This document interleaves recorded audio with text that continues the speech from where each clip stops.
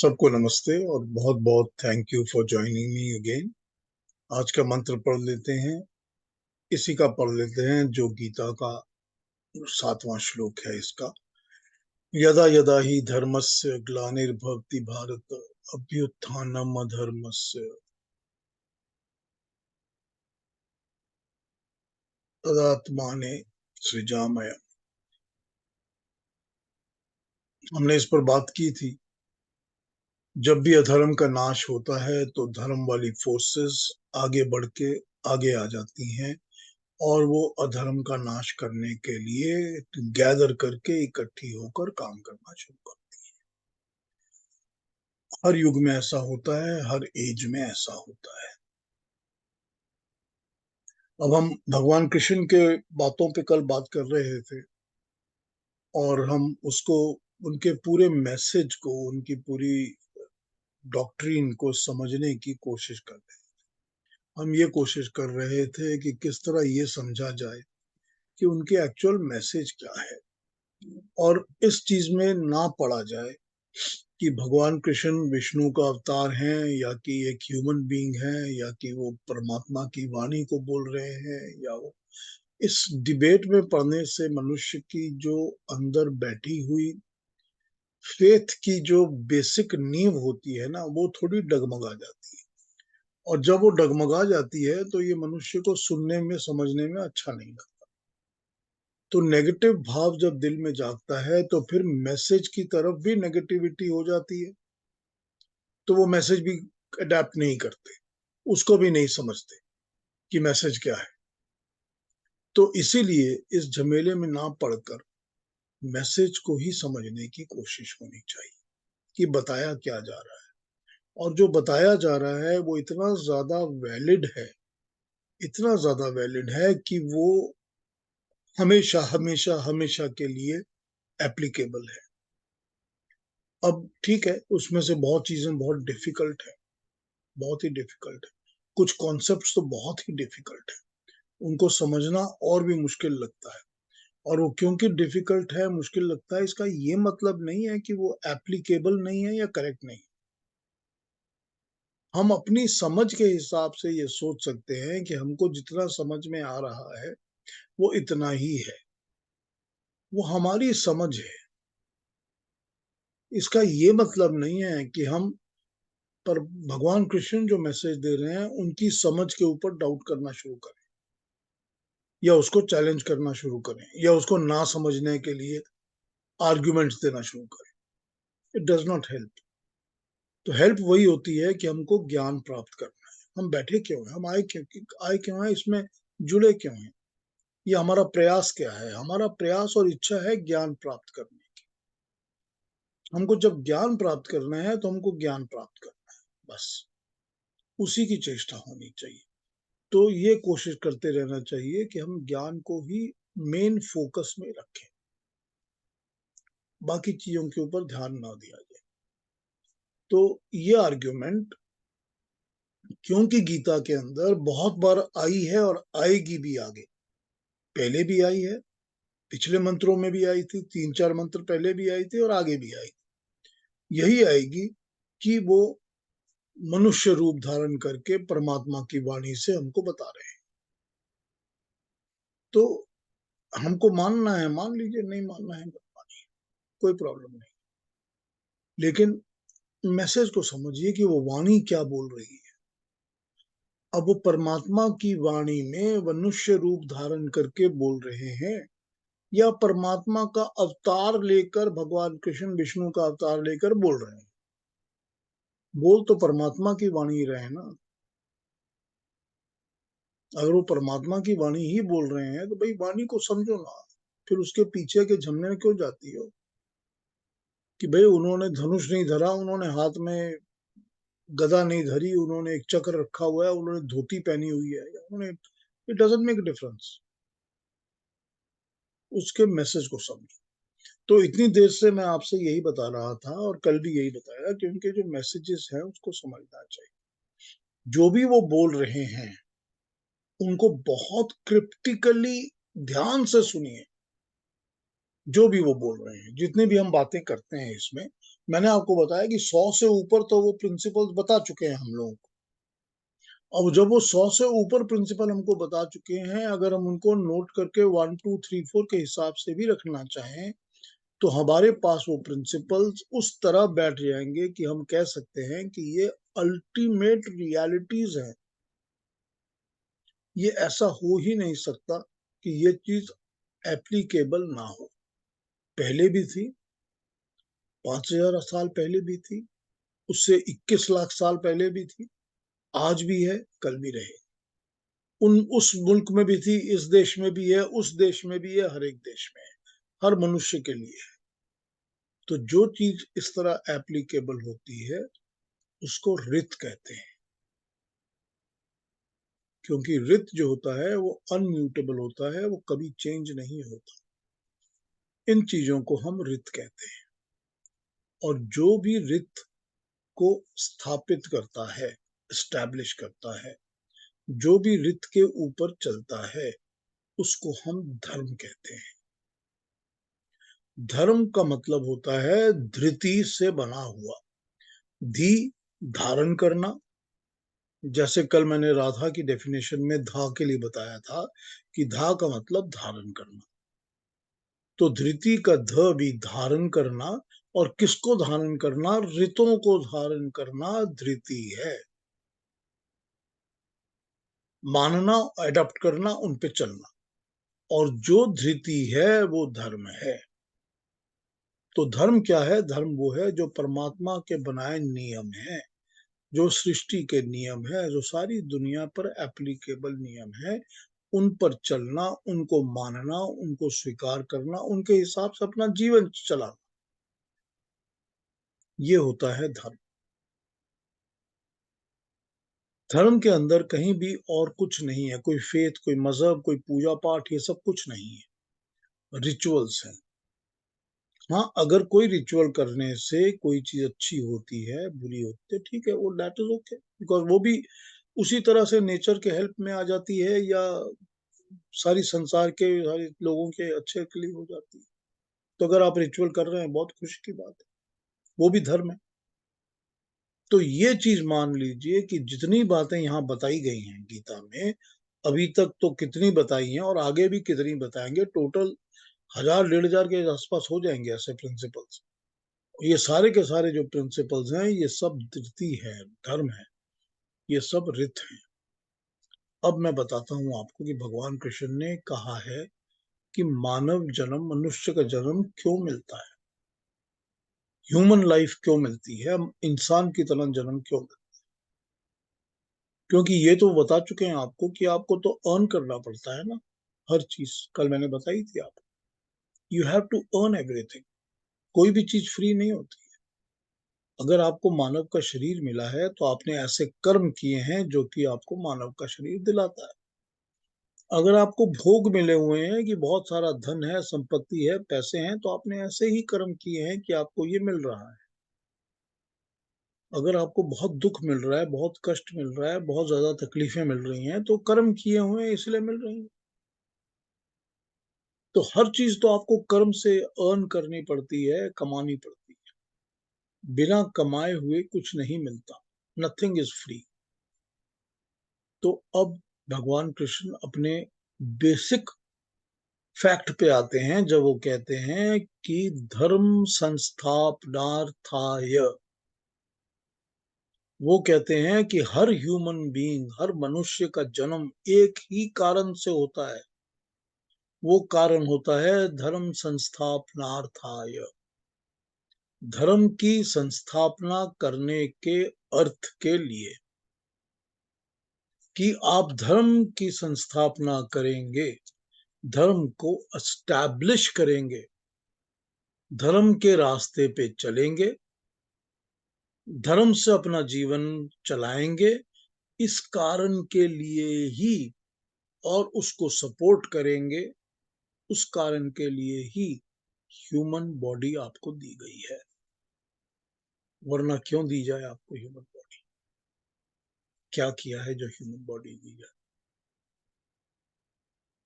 तो ह्यूमन मनुष्य का जो जन्म होता है ना, जो मानव का, इंसान का जन्म होता है, उसका एक ही पर्पस है धर्म संस्थापनार्थाय। हर कर्म, हर विचार, हर थॉट, हर वाणी धर्म की संस्थापना के लिए ही होनी चाहिए। धर्म जो कि परमात्मा ने कहा है, जो रित हैं परमात्मा के, जो उसके बनाए हुए सारी दुनिया के नियम है। अब आप सारी दुनिया के नियम देख लीजिए, all human beings should be equal. किसी के साथ झूठ मत बोलो, किसी के साथ पाप मत करो, किसी के साथ गलती मत करो, किसी पर अत्याचार मत करो, किसी को नहीं मारो, सबसे मिलके बांट के बंधु की तरह रहो, मल बांट के खाओ, लूटो मत। यही सब है ना चीजें, बड़ी कॉमन है ना, यूनिवर्सल। इस तरह से जब हम यूनिवर्सल रियलिटीज को निकालना शुरू करते हैं तो हमको इतनी सारी मिल जाती हैं गीता में, जो भगवान कृष्ण ने बताई हुई हैं। तो वो धर्म संस्थापना के लिए ही आपको जन्म दिया गया है, आपको शरीर दिया गया मनुष्य का, इसलिए नहीं कि आप जानवर वाले काम करो। अगर आप जानवर वाले काम कर रहे हो तो मानव शरीर की जरूरत कहाँ है? तब तो हम जानवर की तरह ही पैदा कर देंगे आपको। हमने जानवर भी तो पैदा किए हैं ना दुनिया में। तो इसीलिए पर्पस जो है वो सिर्फ सिंगुलरली सिंगल, ये दो शब्दों के अंदर सारा कुछ छिपा हुआ है। क्या? कि धर्म संस्थापनार्थाय मनुष्य का जन्म होता है। ये एक ही पर्पस है जिसके लिए मानव शरीर मिला है, ये ह्यूमन बॉडी मिली ही आपको इसके लिए है।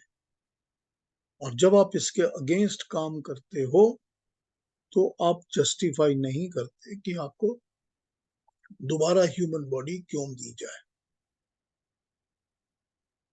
You don't have the arguments कि I deserve it. When you don't deserve it, you will not get it. तो ये डिजर्व जो होती है ना, उसका लिए उन्होंने रास्ता जो दिखाया है वो एक ही दिखाया है। भगवान के, परमात्मा के बनाए नियमों के हिसाब अपना जीवन व्यतीत करो, अपने विचार भी उस तरह करो, मन भी करो, बुद्धि भी करो, और वचन भी उस तरह करो, और कर्म भी उस तरह करो। और फिर क्या है? कर्मों से ही तो सब कुछ मिलने वाला है ना।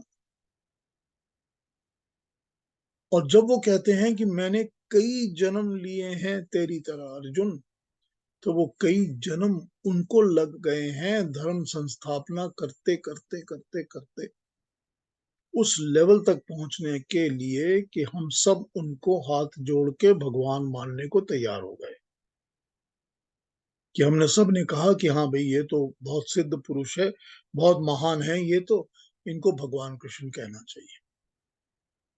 क्यों? क्योंकि वो अपना एग्जाम्पल तो छट कर रहे हैं ना आपके सामने। वो तो कहते ही हैं लीड बाय एग्जाम्पल, कि अपना एग्जाम्पल सेट करो। तो ये तो हो नहीं सकता कि वो खुद कह रहे हैं कि अब एग्जाम्पल सेट करो और वो खुद ना कर रहे हैं। ये तो हो नहीं सकता। जब वो जिस बात को वो आपको बता रहे हैं वो बात खुद तो कर ही रहे हैं। एम्बॉडीमेंट तो होती है हर चीज की। जब वो एम्बॉडीमेंट नहीं होगी तो प्रिंसिपल बेकार हो जाएगा। तो ये प्रिंसिपल्स को इस तरह समझना पड़ेगा। ठीक है। अब यहां तक मैंने आपको बात बताई है।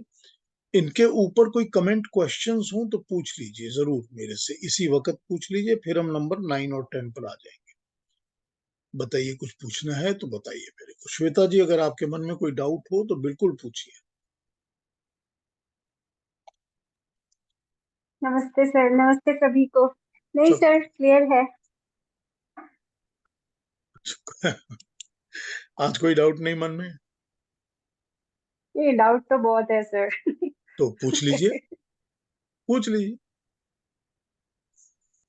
सर जैसे हम हाउ टू डिफाइन आत्मा, मतलब परमात्मा को तो हमने डिफाइन कर दिया कि वो अजन्मा है, निराकार है, अजय है।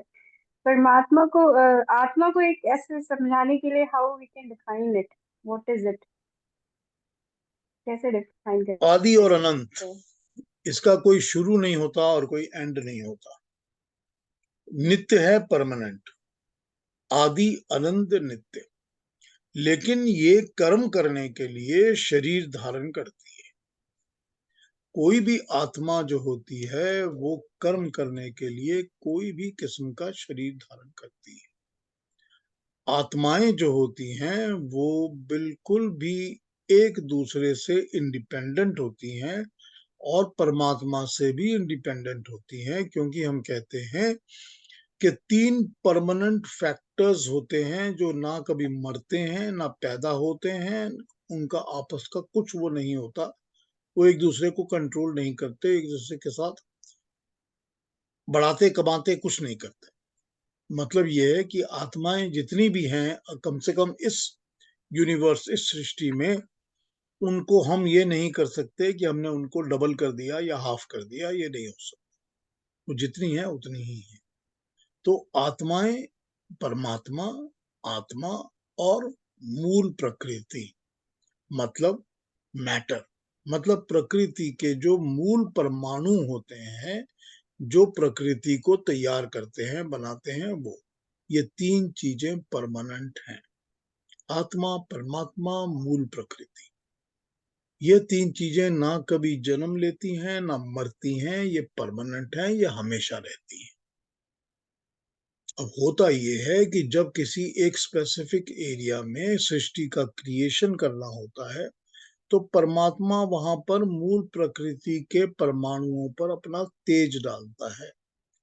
तो जब उसका तेज पड़ता है तो वो स्पेसिफिक एरिया में वो परमाणु जो सोए हुए होते हैं वो जाग जाते हैं, जागृत हो जाते हैं और क्रिएशन का काम शुरू करते हैं। क्रिएशन बनती ही इसीलिए है ताकि आत्माएं शरीर धारण करके कर्म कर सके। कौन से कर्म?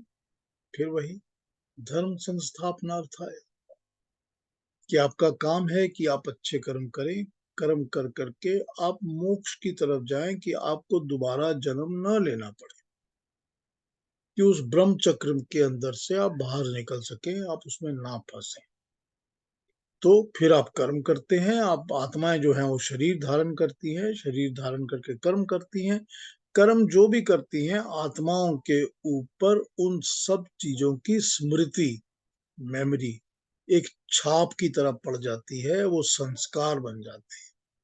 उन संस्कारों के हिसाब से आत्माएं अपने अगले कर्म करती हैं जब वो फिर शरीर धारण करती हैं। आपको ये बता दें श्वेता जी कि ये आप 95, 96, 98% लोग देखेंगे जिनको कि बिल्कुल कोई रिग्रेट नहीं है, वो दोबारा जन्म जरूर लेना चाहते हैं, उनको फिर से जरूर शरीर चाहिए। तो जब आत्माएं चाहती हैं कि मुझको शरीर दोबारा मिले, मैं दोबारा आऊंगा, ये भी चाहिए, वो भी चाहिए, ये मिलेगा, वो मिलेगा, तो फिर ठीक है, परमात्मा उस हिसाब से उनको दोबारा जन्म देता रहता है और उन आत्माओं को फिर शरीर में, फिर शरीर में, फिर शरीर में घुमाता रहता है। शरीर की उम्र हो जाती है तो शरीर अपने कर्म नहीं कर सकता। तो जब शरीर की उम्र हो जाती है तो जैसे हमको अपने पुराने कपड़े बदलने पड़ते हैं, उसी तरह से आत्माएं शरीर बदल लेती हैं। बदलने के बाद भी नए शरीर में वही काम करती हैं जो पहले कर चुकी हैं, क्योंकि उसी के लिए वो आई हैं। तो ये होती है आत्मा जो कि शरीर धारण करके कर्म करती है। आत्मा अनंत है, आदि है, अनादि है, उसका कोई शुरुआत नहीं है, कोई एंड नहीं है, कभी खत्म नहीं होती। अब कितनी माइन्यूट है ये दूसरी बात है, क्योंकि हम लोग को पता तो चलता नहीं है आत्मा, ना हमने देखी है किसी ने, ना दिखती है। तो ना आत्मा दिखती है, ना परमात्मा दिखता है, और ना ही वो मूल प्रकृति के परमाणु दिखते हैं, कुछ भी नहीं दिखता। अब इनमें सब में ये बेसिक प्रिंसिपल मैं समझा रहा हूं आपको, अगर यहां तक समझ आ गया है तो ठीक है, पर अभी भी कोई क्वेश्चन है तो पूछ लीजिए। Sir, honestly. ठीक है अभी, जी। और किसी की कोई बात, कोई क्वेश्चन हो तो पूछ लीजिए, नहीं तो आगे बढ़ जाएंगे।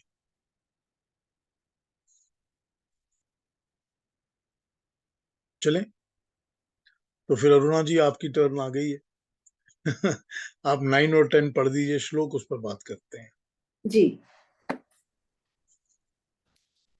जन्म कर्म च मे दिव्यम् एवं यो वेत्ति तत्त्वतः त्यक्त्वा देहं पुनर्जन्म नैति मामेति सोऽर्जुन वीतराग भय क्रोधा मन्मया मामुपाश्रिताः बहवो ज्ञानतपसा पूता मद्भावमागताः। Very nice.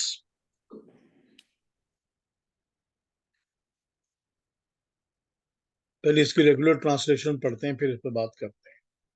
हे अर्जुन, जो व्यक्ति मेरे इस दिव्य जन्म और दिव्य कर्म को इस रूप में जान लेता है, वो देह छोड़ने के बाद पुनर्जन्म नहीं प्राप्त करता, मुझे प्राप्त कर लेता है। ऐसे बहुत से लोग हैं जो राग भय क्रोध से मुक्त होकर, मुझ में लीन होकर, मेरी शरण में आकर ज्ञान रूपी तप से पवित्र होकर मेरी ही भावना में आके मिल जाते हैं। ठीक है। वीत राग भय क्रोधा, राग भय क्रोध से रहित, मनमया मेरे में लीन होकर, माम मेरी उपाश्रिता आश्रय में शरण में आके, बहव बहुत सारे, ज्ञान तपसः ज्ञान रूपी तप से, ज्ञान रूपी तप से मतलब अपने ज्ञान के साथ जब वो तप करते हैं, तब ज्ञान भी और तप भी। ठीक है। ज्ञान रूपी तप से पूतः पवित्र होकर, मद भावा मेरी भावना से, मेरी ही तरह से आगता आकर पहुंच जाते हैं। ठीक है। आइए और भी देखते हैं 2-3 ट्रांसलेशन, फिर इस पर बात करते हैं।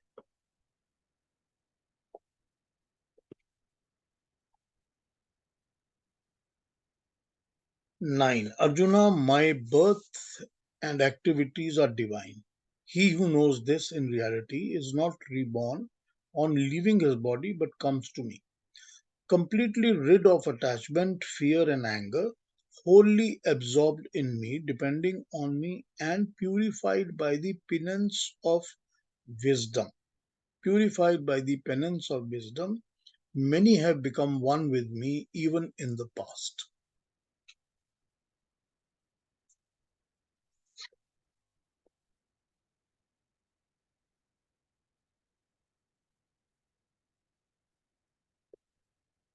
और भी 2-1 देख लेते हैं, फिर इस पर आते हैं बात करने पर।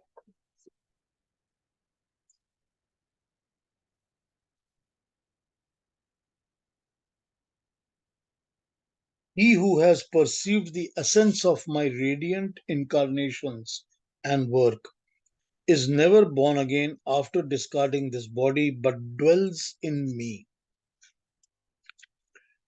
Free from passion and anger, wholly dedicated to me, finding shelter in me, and purified by knowledge and penance, many have realized my being. 2 फिर आता हूं इस पर। अर्जुन, अन्य जो भी जीव मेरे इस प्रकार के लोक कल्याण करने के लिए प्रार्थना लब्ध दिव्य जन्म को तथा उस जन्म में किए गए दिव्य कर्मों को ठीक ठीक जान लेता है, वो निष्काम कर्मों की महिमा से साधारण भोगजन्य जन्म फिर नहीं पाता, क्योंकि वो मुझ तक पहुंच जाता है, अर्थात दिव्य जन्म पाने वाले जीवों की श्रेणी में आ जाता है। अन्य बहुत से जीव राग भय तथा क्रोध का त्याग करके मेरे बताए मार्ग पर तन्मयता से चलते हुए, इन अर्थों में मेरे आश्रित होते हुए, अर्थात मैं प्रभु भक्त हूं ऐसा सच्चा प्रभु भक्त बन के, ज्ञान और तप से पवित्र होकर मेरे ही रास्ते पर लोकोद्धारक कहलाए हुए रास्ते पे चल पड़ते हैं।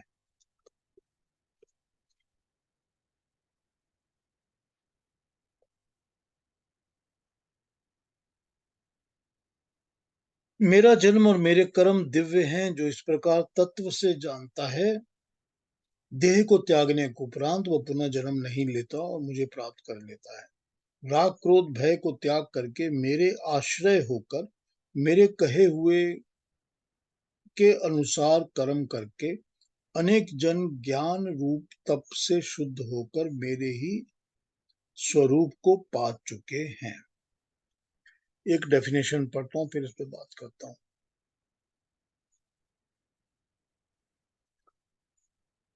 अभिप्राय यह है कि श्री कृष्ण का जन्म जीवात्मा जन्मांतर की योग क्रियाओं के कारण ऐसी शक्ति प्राप्त कर चुका था कि वो अपने लिए पंच भौतिक शरीर को अपनी इच्छा के अनुसार निर्माण कर सकते थे और स्वेच्छा से जन्म ले सकते थे। उसका मनुष्य जीवन में आना निष्प्रयोजन नहीं है। वो धर्म की स्थापना के लिए ही श्रेष्ठ व्यक्तियों का भय निवारण के लिए ही जन्म लेते थे।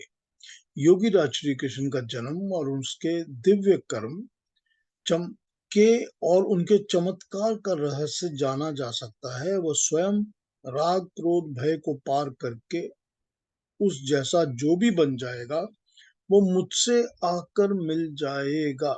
ये उसका अभिप्राय है कि जैसे मैं हो गया हूं वैसे ही वो हो जाएगा।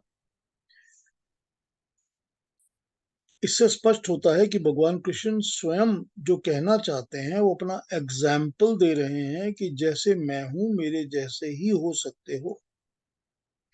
अब यहाँ पर मैं कैसा हूं और मेरे जैसा कैसा है, आप इसको भगवान कृष्ण भी और परमात्मा भी समझ सकते हैं। इन दो मंत्रों पे थोड़ी सी बात कर लेते हैं। क्या कह रहे हैं? वो कह रहे हैं कि जो मेरे जैसा, अब मेरे जैसा क्या है? अब तक तो भगवान कृष्ण अपनी बातें ही बता रहे हैं, वो धर्म के ऊपर और वो रितों के ऊपर और वो अपने प्रिंसिपल्स के ऊपर बातें कर रहे हैं कॉन्स्टेंटली। ऐसे बनो ऐसे बनो ऐसे बनो ऐसे बनो। तो जो भी वो बता रहे हैं वो सारा कुछ तो मेरे जैसा ही हो गया ना। तो जो ऐसा करेगा वो जन्मों के चक्कर से छूट जाएगा। फिर वही बात कि वो जो ब्रह्म का चक्र चल रहा है जिसके अंदर आत्माएं फंसती रहती हैं और दोबारा जन्म लेती हैं और फिर जन्म लेती हैं और फिर जन्म लेती हैं, इसके चक्कर से छूट जाएगा। कैसे छूटेगा? कैसे छूटेगा? तो उन्होंने बहुत सारी बातें आपको बताई हुई हैं, पहले भी बताई हुई हैं कि पहले तो निष्काम कर्म करो, कामनाएं मत रखो, कर्म को शुद्ध करो, अच्छा करो, मन के अंदर विचार ठीक रखो, वचन में विचार बातें ठीक रखो, कर्म ठीक करो, फिर निश्चयात्मक बुद्धि बनाओ, उस बुद्धि के हिसाब से कर्म करो, डावाडोल मत हो, फिर मोह, मैं, मेरा, मेरे, इन सब चीजों को काट दो। जब सब ये सारी चीजें फॉलो करोगे, और बहुत सारी चीजें हैं इस तरह की जो बता चुके हैं, तो वो मैं तो इस तरह से काम करता हूं, तो जो इस तरह से करेगा वो मेरी तरह ही जन्म जन्म लेने के चक्कर से छूट जाएगा।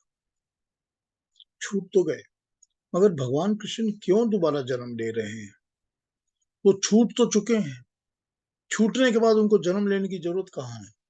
लेकिन जन्म लेने की जरूरत नहीं है। वो फिर जब इच्छा करेगी उस आत्मा की कि मैं किसी एक पर्पस के लिए जन्म लेना चाहता हूँ, पवित्रानाय साधु नाम, कि मुझे इस पर्पस के लिए जन्म लेना है कि परित्राणाय, की साधु पुरुष जो हैं दुनिया में उनके भले के लिए मुझको जन्म लेना। जो अच्छे लोग हैं दुनिया में उनकी अच्छाई को मेंटेन करने के लिए, उनकी रक्षा के लिए मुझे जन्म लेना है। तो वो अपनी मर्जी से जन्म लेते हैं, अपनी मर्जी से शरीर धारण करते हैं, प्रकृति की गुलामी नहीं करते, वो प्रकृति के बंधन से छूट चुके हैं। तो जो मेरी तरह इस तरह हैं वो छूट चुके हैं, वो जन्म जन्म के बंधन से छूट गए हैं। फिर वो बताते हैं कि राग क्रोध भय, राग इज अटैचमेंट, ठीक है ना, कोई भी चीज के साथ ज्यादा अटैचमेंट्स। तो राग अटैचमेंट्स, क्रोध क्रोध गुस्सा, और भय डर, ये सब चीजें कैसे जागती हैं बताइए? कैसे जागती हैं? भय, पहले भय जागता है जब किसी चीज की हमको नॉलेज नहीं होती, हमको पता नहीं होता किसी बात का, तो उस बात से हमको डर लगता है। ठीक है, फियर ऑफ द अननोन, कि जो अननोन है उसका हमको डर लगा रहता है। दूसरा डर लगा रहता है जब हम गलत करते हैं तो हमको गलत करने के लिए जो भुगतान होगी उसका डर लगा रहता है। फिर डर रहता है कि हमारे मन के अंदर जो पाप होता है वो हमको डराता है। ठीक, कई बार हम उसको एक्सप्रेस नहीं करते, एक्नॉलेज नहीं करते, मानते नहीं है, वो दूसरी बात है, मगर पाप है तो डर आएगा। जो भी गलत चीज होगी, अंधकार डर देता है, रोशनी डर को दूर करती है। मतलब रोशनी प्रकाश, प्रकाश ज्ञान, परमात्मा का ज्ञान भय को दूर करता है। अंधकार तमस, तमसो माँ ज्योतिर्गमय, तमस से निकाल के, अंधकार से निकाल के परमात्मा मुझको ज्योति की तरफ, प्रकाश की तरफ लेके चलो। क्यों लेके चलो? ताकि जीवन में जितने भी अंधकार हैं, अंधकार किस चीज के हैं? रोशनी नहीं है, एटमॉस्फेयर में डार्कनेस है, वो एक चीज है, पर दूसरा अंधकार और डार्कनेस अपना भी तो है ना। ना मेरे को नॉलेज है, ना मुझे ज्ञान है, ना मेरे को समझ है, हर चीज का अंधकार है जीवन में। मैं अंधकार की तरह, जब बिल्कुल डार्क होता है उसकी तरह ही हाथ पैर मारता रहता हूँ सारा टाइम, मुझे पता ही नहीं होता मैं क्या कर रहा हूँ। यही है ना जीव की, हम लोगों की जीवन की यही है तरीका। हम लोग सब लाइफ, अज्ञान की लाइफ में इसी तरह जीते हैं। इधर भी हाथ मार लिया, उधर भी हाथ मार लिया, उधर भी हाथ मार लिया, पता ही नहीं है क्या कर रहे हैं। क्यों? क्योंकि अज्ञान है। गलत चीजें कर रहे हैं क्योंकि अज्ञान है। तो ये अज्ञान भय देता है। तो भय, राग, अटैचमेंट्स। अटैचमेंट्स किससे हैं? सब प्रकृति की वस्तु हैं। जो भी मैं, मेरा, मेरे हैं, वो सब प्रकृति की बनाई चीजें हैं, इसी के साथ जुड़े रहते हैं कि मेरे को ये भी चाहिए, वो भी चाहिए, एक और प्रॉपर्टी चाहिए, एक बीबी और चाहिए, एक बेटे का भला ये करना है मेरे को, पोता हो गया उसके लिए ये चाहिए, एक और यहाँ जमीन खरीद लेनी चाहिए, 2 रेस्टोरेंट और खोल लेने चाहिए, 2 4 जगह और घूम के आ जाऊं।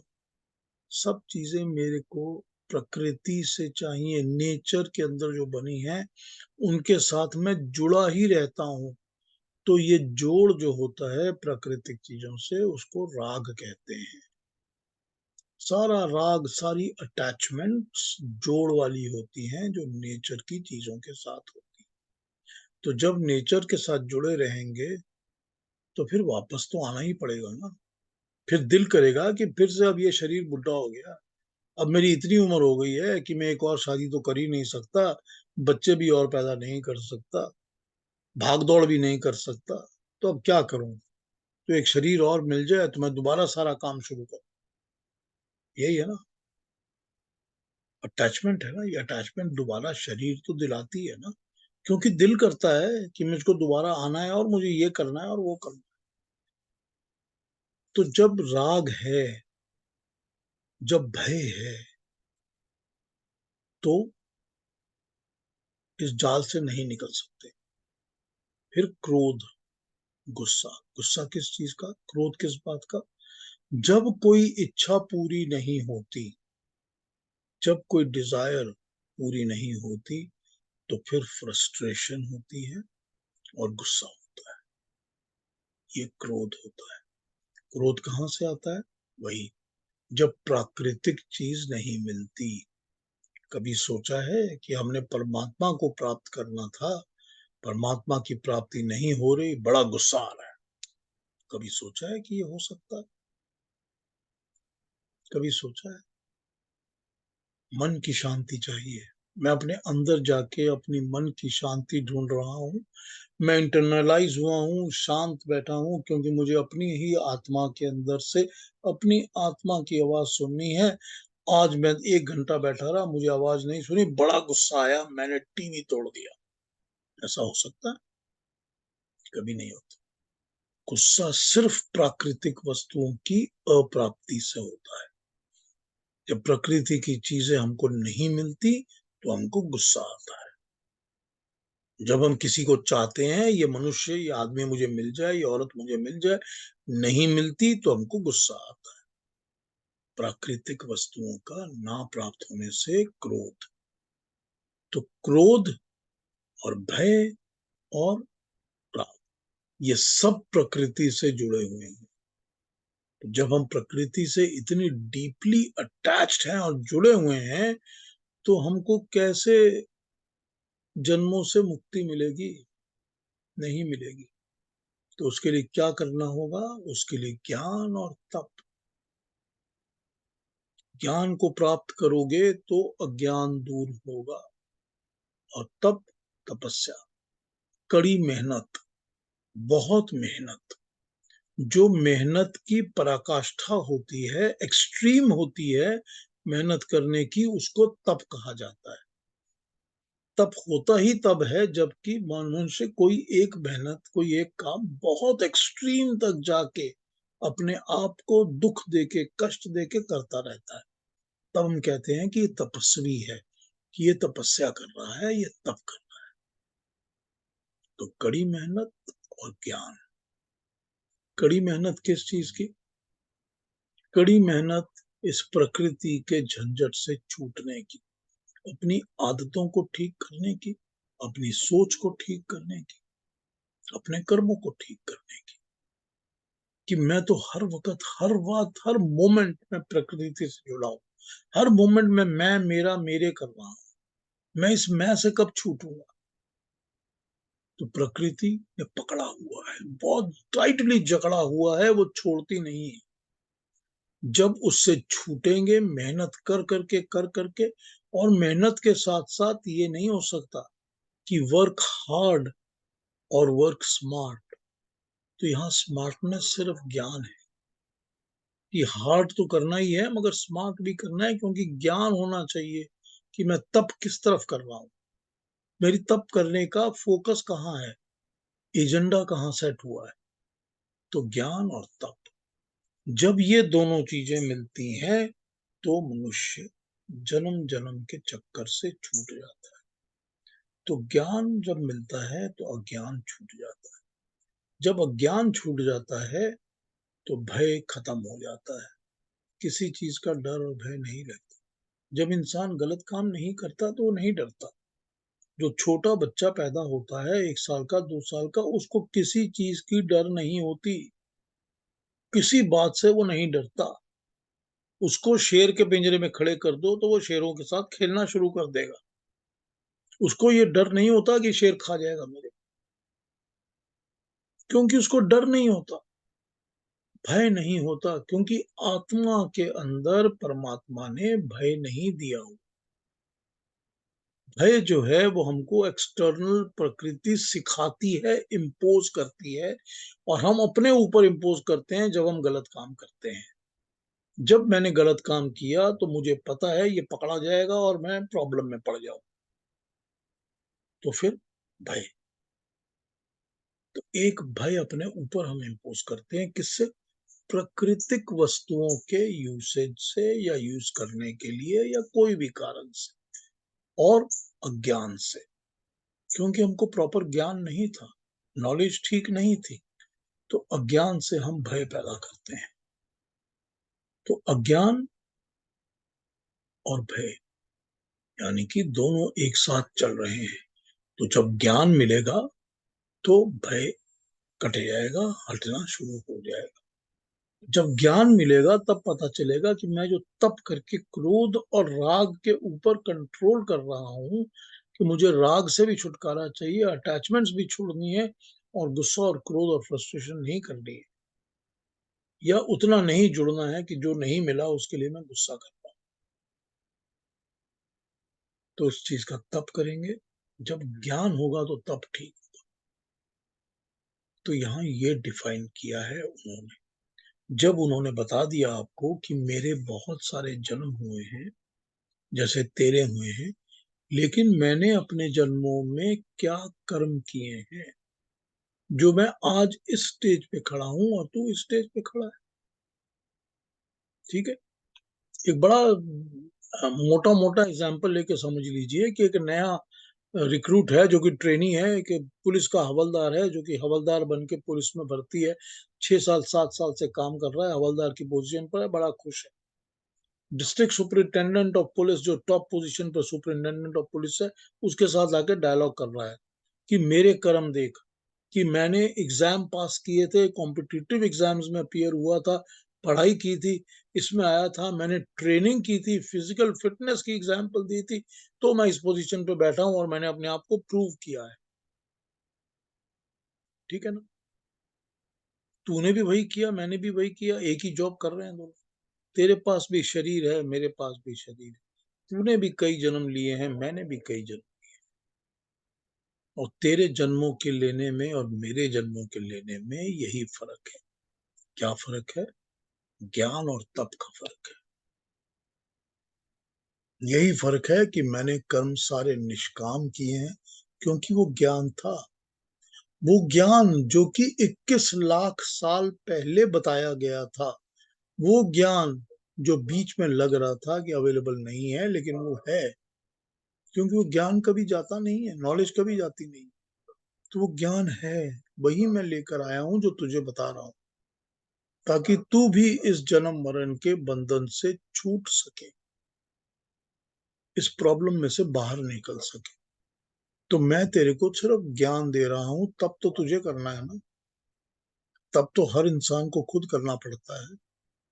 तो वो अपने कंपैरिजन के साथ, लीडिंग बाय एग्जाम्पल, कि व्हाट हैव आई डन, कि मैं इसमें से छूट सकूं, और मेरे जैसे बन जाएंगे, जैसे मैं छूट चुका हूं, मैं जन्मों के बंधन से निकल गया हूं, मुझको मोक्ष प्राप्त हो गई है, ऐसे ही बहुत सारे लोग हैं जो कि मेरी ही तरह बन जाते हैं, मेरे जैसे हो जाते हैं, वो भी इस जन्म मरण के झंझट से, झमेले से छूट जाएंगे और वो मेरे जैसे बन जाएंगे। तो मुझसे आकर मिल, मेरी क्वालिटीज को अडेप्ट कर इनको अडेप्ट करके इनके हिसाब से अपनी जिंदगी को चला।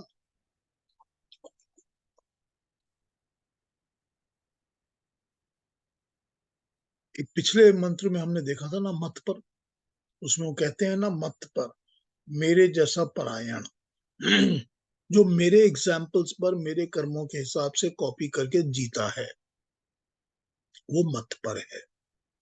तो यहाँ भी वे यही कह रहे हैं ना, मेरे जैसा बन जाओ तो मेरे से आके मिलेगा, मतलब मेरी क्वालिटी का हो जाएगा। तो जहां जहां भी मोक्ष में मेरी आत्मा बैठी है, तेरी आत्मा भी वही मोक्ष में आके बैठ जाएगी, तू भी मुझसे ही मिल जाएगा, तू भी प्रकृति का स्वामी बन सकता है, तू अपनी मर्जी से जन्म ले सकता है, कि जब मैं चाहूंगा जन्म शरीर धारण करूंगा और प्रकृति को अपने कंट्रोल में रखूंगा, तू भी ऐसा कर सकता है। ऐसे बहुत सारे लोग हैं जो कि इस तरफ फॉलो करते हैं, ज्ञान और तप को फॉलो करते हैं, क्रोध भय और राग को कंट्रोल करके, तो वो भी इस तरह बन जाते हैं। वो तो आपको ये समझा रहे हैं कि हाउ टू किसको अचीव कैसे करना है, मैनुअल दे दिया आपके हाथ में कि ये मैनुअल है, ज्ञान और तप ही मैनुअल है, इस मैनुअल को फॉलो करो, राग भय और क्रोध को कंट्रोल करो, और मेरे जैसे बन जाओ। हाउ टू स्टेप्स आपको बता दिए, इंस्ट्रक्शन मैनुअल हाथ में दे दिया कि करो काम। ये बता रहे हैं यहाँ पर भगवान कृष्ण। और मेरे जैसे जो होते हैं वो जन्म लेते हैं ताकि धर्म संस्थापनार्थाय, जो कि हर मनुष्य का कर्म है, और मैं भी वही उसी कर्म से, उसी लिए, उस प्रयोजन से के लिए ही जन्म लेके आए। ठीक, 9 और 10 की मैसेज समझ आई है? कोई कंफ्यूजन है, कोई क्वेश्चन है तो पूछ लीजिए। बहुत बढ़िया पीयूष जी, बहुत ही अच्छा। इन सब के लिए हमको अपने आप को आत्मवान बनाना पड़ेगा ना। तब तो वही है ये ना, बिल्कुल तब तो वही बहुत होता अच्छा है ना, लगा। तब तो तपना होता है ना, जब तपते हैं तब तप होता है ना। कहते हैं ना, गर्मी में, हीट में इंसान तप गया, रोटी तप गई, हम्म। तो तपती तो तब है जबकि पूरी तरह से उसको तपाया जाए। तो उतनी मेहनत नहीं करेंगे तो तपेंगे कहाँ से? ये तप और जप में क्या फर्क है पीयूष जी? जप तो होता है जप करना, किसी का नाम लेना। किसी नाम का जाप करना। हाँ, वो जप है। अच्छा, तप में जप तपस्या। देखिए रिपीटेडली करना दोनों में आ जाता है। तो तप में रिपीटेडली करना कर्म होता है, जप में रिपीटेडली करना वचन होता है। जो मुंह से बार बार बोला जाए वो जप हो जाता है, जो कर्म से बार बार किया जाए वो तप हो जाता है।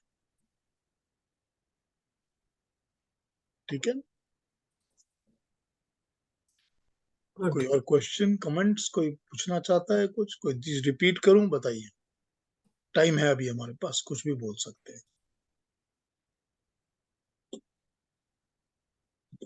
पीयूष जी, हाँ बताइए क्यों। जैसे कृष्ण भगवान ने कहा है कि वो उन्होंने अनेक बार जन्म ले चुके हैं, और अर्जुन ने भी, और पूरे संसार में दुनिया में सब लोगों ने अनेक बार जन्म ले चुके हैं।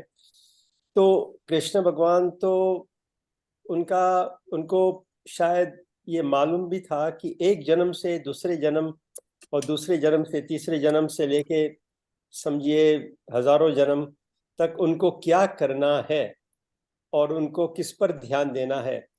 पर आम आदमियों को अगले जन्म में यही भूल जाते हैं कि क्या करना है, कि पिछले जन्म में उन्होंने क्या अपने आप को निश्चय किया था, डिटर्मिनेशन किया था कि यही करना है। और फिर अगले जन्म में आते ही वो संसार के चक्कर में फिर फंस जाते हैं। उनका जन्म कहाँ होता है ये भी नहीं मालूम उनको। देखिए केतु जी, अपने अपने संस्कारों को, अपने अंदर आत्मा के ऊपर पड़ी छाप को बड़ा इजीली पहचाना जा सकता है, बहुत इजीली। मैं एक बहुत ही प्लेनेटिव या ये कहा जाए कि थोड़ा खराब एग्जाम्पल दे रहा हूं आपको। 10 लोग बैठे हैं, 10 लोगों से 5 लोग बैठे हैं, चलिए 5 लोगों से आप पूछ लीजिए कि क्या आंसर देते हैं।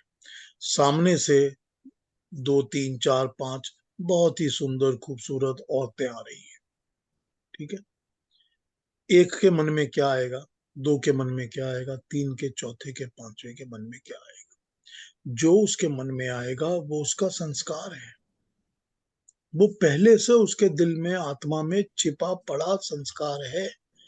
मेरे मन में आएगा क्या मैं इसको ग्रैस्प करूं, मैं इसको अपने घर ले जाऊं, इसको बीबी बना लूं। मेरे मन में आएगा कि बीबी तो है, इसको मैं अपनी रखैल बना लूं। या मेरे मन में आएगा कि चलो एक ही रात के लिए यूज कर लूं। या मेरे मन में आएगा कि उठ के कहूं बहन जी आइए नमस्ते बैठिए। या मेरे मन में आएगा कि ये तो माँ है, क्योंकि हर औरत हर स्त्री माँ होती है, तो मैं इसको माँ ही कहूंगा। तो मैं कहूंगा माँ आओ बैठो। क्या आएगा, क्या भावना अंदर से उठ के आएगी? या मेरे मन में आएगी कि जैसे ही हम ह्यूमन बीइंग है, कोई पर्पस है, किसी काम के लिए आए हैं, इनसे पूछते हैं क्या है जो दिल में आ रहा है। एक सेकंड लगता है ना उस मन के विवेचन करने में। अपॉर्चुनिटी सामने खड़ी होती है, दिल में दिमाग में क्या आ रहा है, इसको एनालाइज करिए। जब एनालाइज करेंगे पता चल जाएगा पुराने संस्कार कौन से हैं, तो पता चल जाएगा तब कहाँ करना है, उनको उनको ही खत्म करना है पहले। तो हर मनुष्य के लिए मार्ग तो सामने देने के लिए ही ज्ञान दिया जा रहा है ना। जो भी ज्ञान है, जो ज्ञान भगवान कृष्ण ने गीता में दिया है, वो ज्ञान उसके पहले उपनिषदों में था।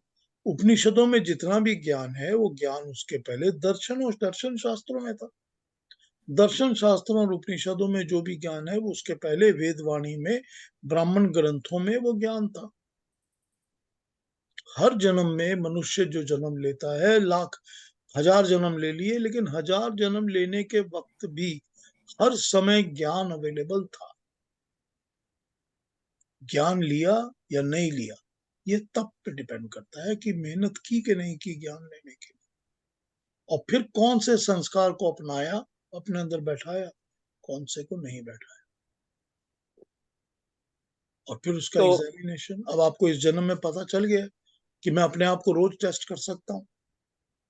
अब मेरे सामने, मैं गाड़ी चला रहा था, मेरे साथ एक ट्रेनी बैठा था जिसको मैं ट्रेनिंग दे रहा था, और मेरी गाड़ी में मेरे साथ बैठा था।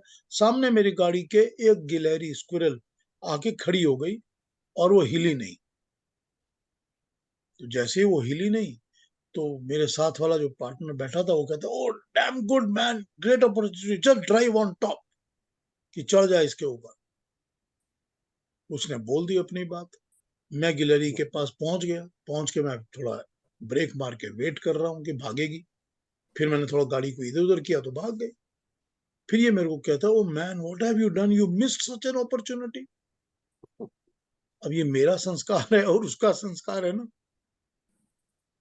किस चीज को आप अपॉर्चुनिटी समझते हो? जो अपॉर्चुनिटी आपके सामने आती है, आपके दिमाग में इमीडिएटली क्या आता है? वो आपका संस्कार है। उसी संस्कार के साथ ही तो आपने लड़ना है, तभी तो वो तप है। और तप किस चीज का है? कि आपको पूरा प्रॉपर ज्ञान होना चाहिए कि गलत क्या है और सही क्या है। और ज्ञान के लिए ही तो सारी चीजें बनी हुई हैं। गीता भी ज्ञान के लिए है, उपनिषद भी ज्ञान के लिए है, दर्शन भी सब ज्ञान के लिए। अवेलेबल तो हमेशा ही था, पिछले जन्म में भी था, उसके पिछले में भी था, उसके पिछले में जाए, अगले में भी रहेगा। कब आप इसको अडॉप्ट करते हो, कब अप्लाई करते हो अपने ऊपर, कब इसका फायदा उठाते हो, कब अपने जिंदगी को तप कर करके चेंज करते हो। ठीक है ना? तो हम लोग जो इकट्ठे हुए हैं यहाँ पर ये ज्ञान प्राप्त करने के लिए, ये भी संस्कार का ही बात होगी ना। अंदर बिल्कुल से भाव उठा कि नहीं, हमें ये सीखना है, हमें जानना है बिल्कुल हो कि गई। देखिए, हमें ज्ञान मिल जैसे जाए। ही संडे मॉर्निंग हो गई, 10 बज गए, आपने समझा, आपके 7:30 बज गए शाम के, आपने समझा यार इतना बढ़िया टीवी में ड्रामा चल रहा है, सास बहू की लड़ाई चल रही है, वो देख लेता हूँ। मुझे क्या जरूरत है यहाँ पर पीयूष जी की बात, क्या बोरिंग लगती है, अब समझ में आती नहीं है। हो सकता है ना? ये सब संस्कार है ना। और फिर संस्कारों को कहीं ना कहीं तप के साथ थोड़ा मोड़ना पड़ता है ना। कि भाई पहली 2 बार थोड़ा लगा था यार मैं मिस कर रहा हूँ, ये करूं नहीं करूं, फिर वो अंदर से होती है कि तप, आवाज। यही तप, कि भाई नहीं, force yourself to do good, force yourself to stay away from material attractions, प्रकृति की आकर्षण से दूर होइए, तो राग छूटेगा। वही बात है ना। तो ये चीज संस्कारों में आएगी ना, तो ये बिल्कुल संस्कार है। ये तो ये राग का मतलब मोह हो गया ना, एक ही बात हो गई ना, अटैचमेंट हो गई। मोह जिसको नहीं, हम लोग। मोह जो होता है वो थोड़ा किसी चीज के साथ, किसी मनुष्य के साथ आपको पर्टिकुलर मोह हो सकता है। राग बड़ा वाइड स्प्रेड हो जाएगा। अच्छा। आप प्रकृति की सारी चीजें पकड़ लीजिए, सबके साथ राग हो सकता है, अटैचमेंट हो सकती है। इतनी अच्छी दुनिया है, इतना अच्छा समुंदर है, इतना अच्छा पानी है, इतने अच्छे सुंदर पहाड़ हैं, हाईवेज ब्यूटीफुल है, मैं छोड़ना ही नहीं चाहता। तो राग, वो मोह तो नहीं है, राग तो हो गया ना। तो बंगाली में राग को तो गुस्सा कहते हैं। हाँ, बंगाली में राग गुस्सा को कहते हैं। वो गुस्से, वो राग उसी तरह से निकल कर आया है, बट ठीक है, ओके। नहीं, वो तो भाषा भाषा का फर्क पड़ जाता है ना, तो। हाँ, भाषा का फर्क तो पड़ जाता है ना। वहां भी तो जब अटैचमेंट पूरी नहीं होती तो जो गुस्सा आता है, उसी को उन्होंने राग बना लिया। बात तो एक ही है ना।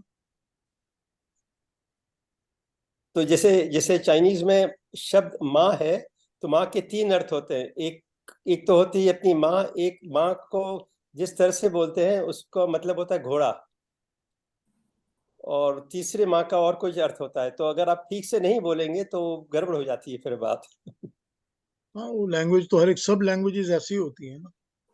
जिस लैंग्वेज को जिस लैंग्वेज को जिसकी इस वक्त बड़े जोर शोर से कोशिश हो रही है, पर्टिकुलरली नॉर्थ अमेरिका, कनाडा वगैरह में, कि कोई भी एक वर्ड जो है उसका एक ही मतलब होना चाहिए। जिस शब्द के आप 2 या 3 मतलब ले सकते हैं, उन शब्दों का यूज बैक हटा दीजिए, वही यूज करिए जिसका कि एक ही मतलब होना चाहिए। जब लैंग्वेज के ऊपर ये इम्पोज होता है, वो लैंग्वेज मरनी शुरू हो जाती है। क्योंकि ये हो ही नहीं सकता कि किसी भी लैंग्वेज में किसी ऐसे शब्द ना हो जिनके मल्टीपल मीनिंग ना हो। सही। संस्कृत में तो हर अक्षर के मल्टीपल मीनिंग है। क के मल्टीपल मीनिंग, ख के मल्टीपल मीनिंग, च के मल्टीपल मीनिंग, ट के मल्टीपल मीनिंग, सभी के मल्टीपल मीनिंग है। जब मल्टीपल मीनिंग और मल्टीपल एप्लीकेशंस नहीं होंगी, वो भाषा मरनी शुरू हो जाएगी और ज्ञान मिलना उससे कम होना शुरू, उससे ज्ञान प्राप्त नहीं होगा। कोई भी आईक्यू लेवल के आप लोग ले लीजिए इस दुनिया में, जो इंसान एक लैंग्वेज ही समझता है, बोलता है, जानता है, उसका जो आईक्यू लेवल है उससे ज्यादा आईक्यू लेवल उसका होगा जो 2 लैंग्वेजेस बोलता, सुनता, समझता है। जो 3 बोलता है, 4 बोलता है, 5 बोलता है, उसका आईक्यू लेवल बहुत ज्यादा ज्यादा होगा, क्योंकि उसको ज्ञान प्राप्त करने के एरियाज ज्यादा हो गए हैं, उसको ज्यादा चीजें समझ में आने लग गई हैं। चाहे वो बहुत बड़ा साइंटिस्ट ना हो, डॉक्टर ना हो, डजंट मैटर, वो आईक्यू लेवल नहीं होता है। आईक्यू लेवल ज्ञान का होता है कि ज्ञान प्राप्त करने का लेवल उसका बहुत ज्यादा ऊंचा हो जाए। तो भाषा में ऐसा होता है कि मल्टीपल मीनिंग्स होते हैं हर भाषा।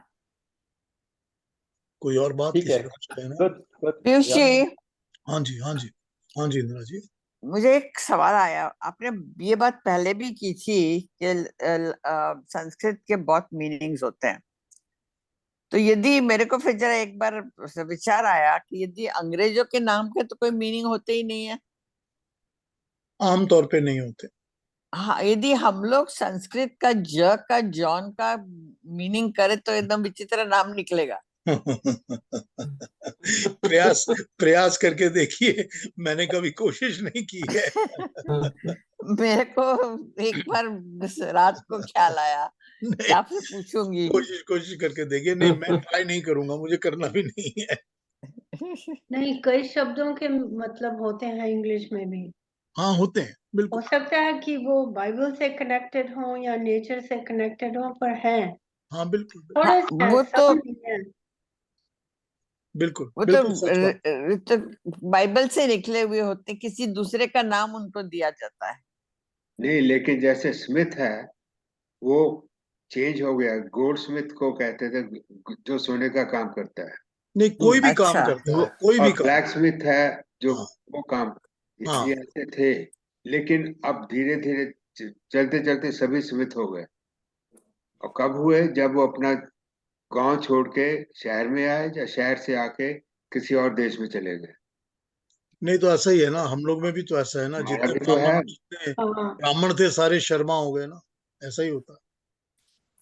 और फिर जो मारवाड़ी होते हैं या गुजराती होते हैं, कई बार तंबाकू वाला, वो गोल्ड दर्जी स्मिथ, वाला, थिंग्स लाइक वैसा ही दैट, होता ऐसे पारसी बहुत होते हैं। वो ये गोल्ड स्मिथ पारसियों का नाम होता है, ये पारसी वाले पारसी करते वाले। हैं। तो भी वही व्यवसाय के हिसाब से किसी का है। लेकिन फिर वो भी बात बदलने लगता है। अब हमारे ही देख लीजिए, कहीं कहीं से चले कुछ लोगों के पंजाब में भी कुछ लोगों के सरनेम गांव के ऊपर हैं। ये भी होता है, जैसे बिल्कुल। प्रताप सिंह कैरो थे, he was from a village which was Kairon. Kairon, तो वहां के सभी लोग जो थे वो कैरो थे। ऐसा कैरो ही थे। होता है, ऐसा ही होता है। यहाँ और भी होता है, यहाँ नॉर्थ नॉर्थ वेस्ट में भी होता है, कई लोगों का हाँ, नाम वही गांव है के, ना। विलेज के नाम तो होते ये डिपेंड करता है किस किस प्रकार आप उसको यूज कर रहे हैं। हैं। अरुणा जी, आप बहुत शांत हैं कल से। नहीं पीयूष, ऐसा कुछ नहीं, बहुत अच्छा लग रहा है।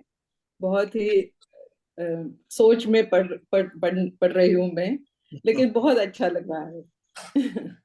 कुछ डाउट्स पूछने का वैसे नहीं है? नहीं। कोई नहीं, डाउट डाउट नहीं है ना?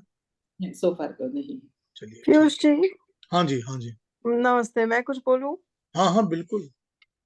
ये जो सृष्टि बनाई है जिस तरह से, और जिस तरह से हमें जन्म लेने पर मजबूर किया हुआ है इन वे सृष्टि ने और प्रकृति ने हमारे आसपास, क्योंकि हम इतने आकर्षित हो जाते हैं इस प्रकृति से। आई थिंक एक ये भी बात है कि जो पहली बार जब भी कोई आत्मा पैदा हुई होगी, एक तो उसने कभी भी सारी प्रकृति को देखा नहीं होगा, समझा नहीं होगा, और जब तक आप किसी चीज को समझ नहीं सकते आप उससे डिटैच भी नहीं हो सकते। तो आई थिंक ये चक्कर काफी लंबा चक्कर है, क्योंकि आपने पहले तो पैदा होके जन्म लेके आपने फिर कुछ ना कुछ कर्म करने शुरू कर दिए होंगे, और फिर उसके बाद आपने सृष्टि और प्रकृति को समझने की कोशिश की होगी, बिकॉज ऑब्वियसली एकदम इतना मनोहर हमारे आसपास दृश्य है सारी प्रकृति का। हर एक चीज में इतनी कॉम्प्लेक्सिटी और इतनी सुंदरता है कि हम क्या करें, you know you have your compelled to look, और आप देखते हो फिर उसके बाद उसको समझने की कोशिश करो। ऊपर आसमान में सूर्य है, फिर चंद्रमा है, फिर सितारे हैं, फिर आपके आसपास फूल हैं, यू नो पक्षी हैं, आपके आसपास जानवर हैं। तो ये आप सब देख रहे हो और फिर उनको फिर उसके बाद समझने की बात अलग होती है। तो वो भी उसके लिए भी समय चाहिए। तो एक तो लाइफ टाइम तो उसमें तो एक तो हमारी कलेक्टिव कॉन्शियसनेस काफी बढ़ रही है एज टाइम गोज ऑन, क्योंकि हम समझ रहे हैं कि कि पाताल में क्या, धरती के अंदर क्या है, समुद्र के नीचे क्या है, किस तरह के जानवर हैं, कैसे हैं, ऊपर आसमान में किस तरह के नक्षत्र हैं, कितना डिस्टेंस है यहाँ से चंद्रमा तक वगैरह। पर ये सब ज्ञान प्राप्त करने में काफी अरसा लगा है हम ह्यूमन बीइंग्स को, और अभी भी पूरा ज्ञान तो हमको प्राप्त नहीं हुआ है। तो मेरे ख्याल से ये भी एक ऑलमोस्ट इम्पॉसिबिलिटी है कि कोई आत्मा हो और फिर एकदम से आत्मा मोक्ष चाहे। आई थिंक आत्मा का थोड़ा सफर जरूरी है, डोंट यू थिंक सो? इसको कि दो तीन कई जन्म लेने बातों में, दो तीन तरीके से इसको समझते हैं। बहुत सारी बातें आपने जो बोली बिल्कुल करेक्ट हैं। अब ऐसा है कि जब भी सृष्टि शुरू होती है या जब भी सृष्टि का अंत होता है, अब क्योंकि मैं, आप, तुम, हम सब जन्म लेते जा रहे हैं, बार बार हमारे जन्म चल रहे हैं, तो सपोज करो एक पीरियड आ जाता है जबकि सृष्टि ने समाप्त होना है। तो सृष्टि ने समाप्त जब होना है उसके पहले हमने जन्म लेना तो बंद कर देना है, फिर हमारे जन्म तो होंगे नहीं। अब हमारे जन्म नहीं होंगे, सृष्टि समाप्त हो गई, हम सब की सब आत्माएं बैठी हैं, सृष्टि नहीं है, हम जन्म नहीं ले सकते। लेकिन हमारी आत्माओं के कर्म और कर्म फल का बैलेंस तो बाकी है ना, वो सब जीरो पे तो चला नहीं गया ना, हम सब मोक्ष प्राप्त आत्माएं तो नहीं है। तो फिर जब सृष्टि शुरू होगी तो उस कर्म के और कर्म फल के हिसाब से जन्म लेना ही पड़ेगा। और दूसरी बात, जन्म लेकर क्या आप पृथ्वी पर आकर यही सोचेंगे कि मुझको नया जन्म मिला है, मैं फिर से ये जो भी संस्कार बैठे हुए होंगे उन संस्कारों से बाधित, उन संस्कारों से फोर्स होकर आप वही कर्म करेंगे जो आप पहले करते आए हैं उस नई सृष्टि के अंदर भी, बिकॉज नई सृष्टि में भी यही पेड़ पौधे जानवर पंछी सब ऐसे ही होंगे, तो आप फिर वही कर्म करना शुरू कर देंगे।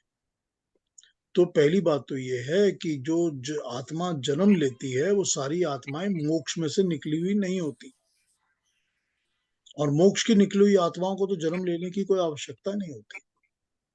तो पहली बात। दूसरी बात ये है कि ये जो यजुर्वेद का मंत्र है जो कहता है विद्याम च अविद्याम च, बड़ी क्लियरली बताता है आपको कि सिर्फ परमात्मा ही को जान लेने से मोक्ष नहीं मिलता। संसार को जानना जरूरी है पर उससे जुड़ना जरूरी नहीं है। तो जो अविद्या है उसका ग्रहण करना बहुत जरूरी है। अविद्या क्या है? अविद्या है हर वो चीज जो कि परमानेंट विद्यमान नहीं रहती। अविद्यमान, अविद्यमान प्रकृति की बनाई चीजें हैं जो हमेशा नहीं रहती पर उनका नॉलेज जरूरी है। और विद्या वो है जिसको कि परमानेंट है, मतलब कि आत्मा, परमात्मा और मूल प्रकृति, ये विद्या है। तो विद्या भी और अविद्या भी दोनों जानकर ही मनुष्य तर कर मोक्ष प्राप्त करता है। अब दोनों को जानकर तरने में एक जन्म लगता है, दो लगता है। जब ये ज्ञान प्राप्त होता है कि मुझे इस रास्ते पे चलना है और ये प्राप्त करना है, तो प्रकृति तो बनती ही इसीलिए है कि मनुष्य जन्म ले, आत्माएं जन्म लें, अपने कर्मों को सुधारें और इस रास्ते पर चलकर मोक्ष प्राप्त करें। प्रकृति का तो पर्पस यही है बनने का हम उसको दूसरे पर्पस के लिए यूज कर रहे हैं तो दूसरी बात है।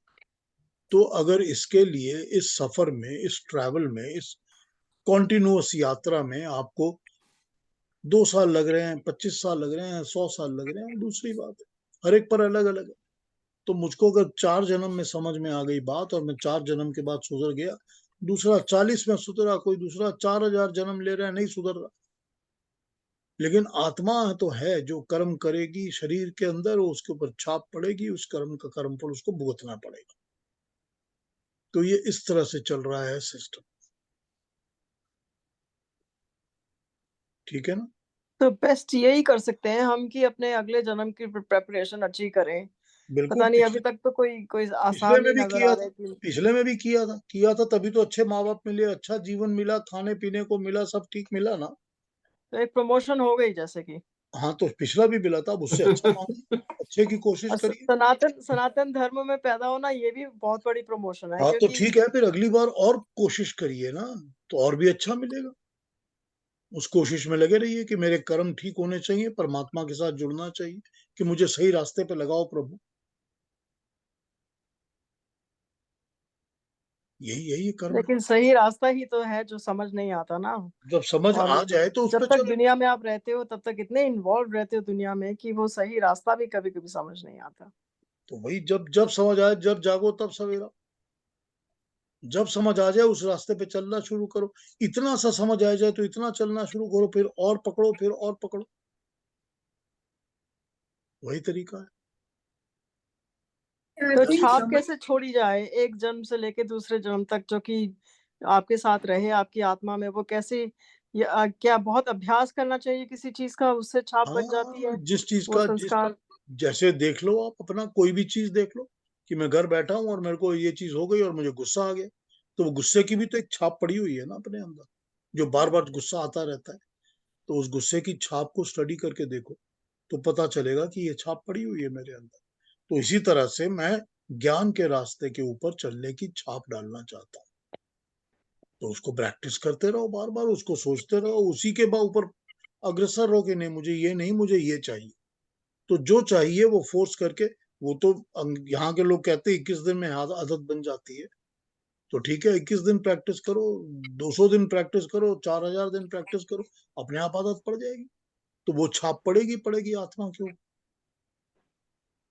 और जो डिजायर्स होती हैं अंदर, जो बैठी होती है मन के अंदर, वो डिजायर्स, अगर वो डिजायर आत्मा के अंदर बैठ गई है कि मुझे ज्ञान प्राप्त करना है, परमात्मा को प्राप्त करना है, तो वो डिजायर को बैठाओ तो मिलेगा।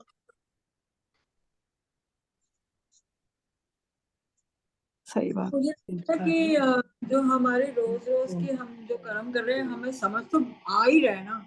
हम कुछ भी कर रहे हैं उसमें हम अपना एक्ट देखते हैं तो हम समझ जाते हैं ये नहीं था, ये ऐसे करना था, ये ऐसे करना है। It's a lesson every day that you're learning, every day, all the time. Every moment. Every moment you're learning, exactly. हर पल you're learning. Exactly. Every moment. हाँ। But it works as well ना, फिर आप उसके बाद फिर अगली बार वो नहीं करते ना वो गलती। बस वही बात है ना, तो वही ज्ञान है ना, वही ज्ञान है ना। कई बार रिपीट करते हो गलतियां, फिर आप समझते हो कि अरे मैं बार बार यही क्यों कर रहा हूँ। एग्जैक्टली कई बार वही गलती रिपीट भी होती है, फिर उसके बाद आप समझ भी जाते हो ना एक दिन फिर। But then one day you do realize. मुझे जाना है, सो नमस्ते सबको। नमस्ते। नमस्ते। नहीं, हम लोग का टाइम भी हो रहा है, क्या शुड वी राउंड अप? ठीक है, अगली बार मिलेंगे अगले सैटरडे। Yes yes definitely. ठीक है, थैंक यू। अगले शनिवार को मिलते हैं। सबको नमस्ते। नमस्ते thank you for joining. We will see you all on next Saturday. बहुत धन्यवाद।